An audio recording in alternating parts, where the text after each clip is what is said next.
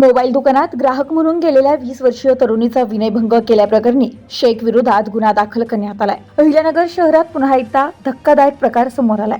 संजूर मलुद्दीन आलम शेख या मोबाईल दुकान चालकाने दुकानात आलेल्या एका 20 वर्षीय मुलीचा विनयभंग केल्याची घटना समोर आली आहे। या प्रकरणी 20 वर्षीय तरुणीच्या फिर्यादीवरून कोतवाली पोलीस स्टेशनमध्ये संजूर याच्या विरोधात गुन्हा दाखल करण्यात आला। आगरकर मळ्याजवळ राहत असणाऱ्या एका 20 वर्षीय तरुणीने सुपरफाईन मोबाईल शॉपीमधून एक जुना मोबाईल विकत घेतला होता।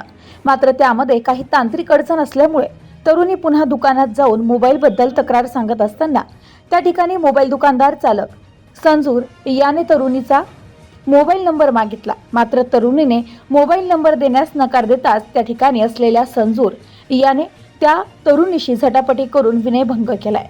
ती तरुणी आरडाओरडा करू लागल्याने संजूर शेख याने तिला जातीवाचक शिवीगाळ करून विनयभंग केला। त्यानंतर घाबरलेल्या तरुणीने तिच्या भावाला फोन करून त्या ठिकाणी बोलावून घेतलं। तसेच 112 नंबरवर कॉल करूनही घटना पोलिसांना सांगितली होती। या प्रकरणी कोतवाली पोलीस स्टेशनमध्ये संजूर शेख याच्या विरोधात भारतीय न्याय संहिता BN 2023 चे कलम भारतीय न्याय संहिता यानुसार गुन्हा दाखल करण्यात आलाय। पुढील तपास पोलीस करत आहेत। Bureau report news today 24 Ahilyanagar.